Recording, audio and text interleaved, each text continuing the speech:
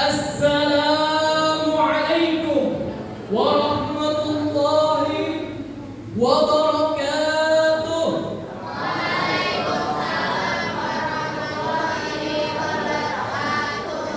Alhamdulillah, alhamdulillahillazi ja'ala Ramadan lil muslimin wassalatu wassalamu ala sayyidil mursalin imamil muttaqin wa mujahidin wa hasuna ulaika rafiqa dzalika fadlu minallahi wa kafa billahi karima.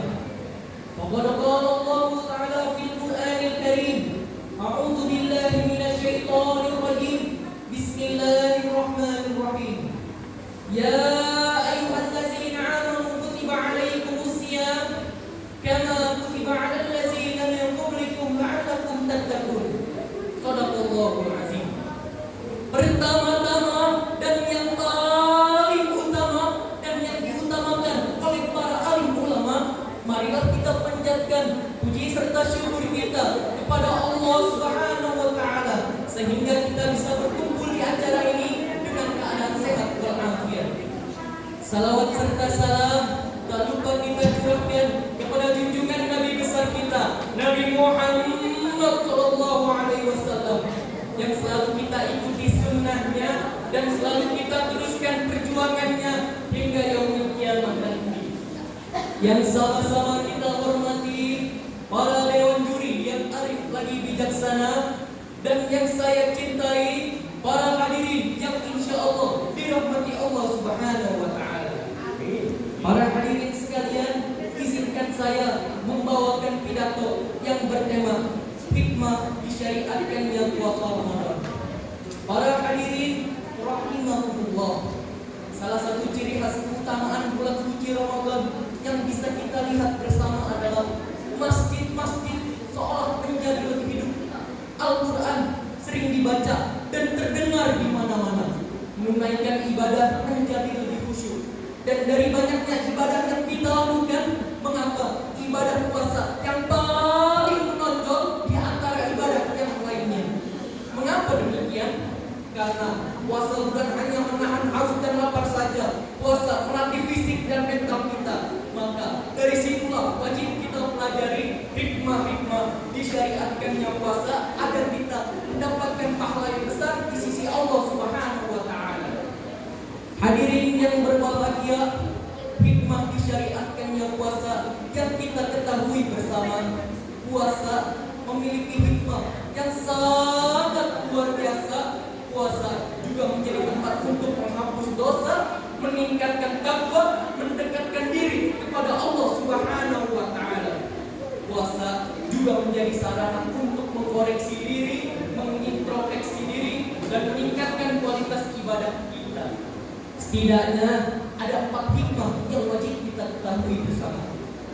Sebagaimana dikatakan oleh Muhammad Ali As-Sabuni dalam kitab Rawaihul Bayan fi Tafsir Ayatil Ahkam halaman 93. Hikmah yang pertama adalah wujud penghambaan diri kepada Allah Subhanahu wa taala, di mana manusia harus tunduk dan patuh terhadap perintahnya dan menjauhi segala larangannya dalam puasa.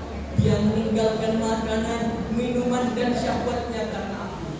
Halal bukan karena tidak mampu, tetapi semata-mata dalam ketaatan kepada Allah. Sebagaimana dijelaskan dalam sebuah hadis Rasulullah sallallahu alaihi wasallam, yaitu qala Rasulullah sallallahu alaihi wasallam, yaqulullahu azza wa jalla, astawmul li wa ana ajzi bihi yad'u ta'amahu wa syarabahu wa syahwatahu min ajli. Puasa itu untukku dan aku yang membalaskannya. Dia meninggalkan makanan, minuman dan syahwatnya karena aku. Hadis riwayat Ahmad. Melalui puasa manusia dilatih untuk selalu bersabar dalam menghadapi kesulitan yang diberikan Allah Subhanahu wa taala dan mampu mengendalikan dirinya dari hawa nafsu.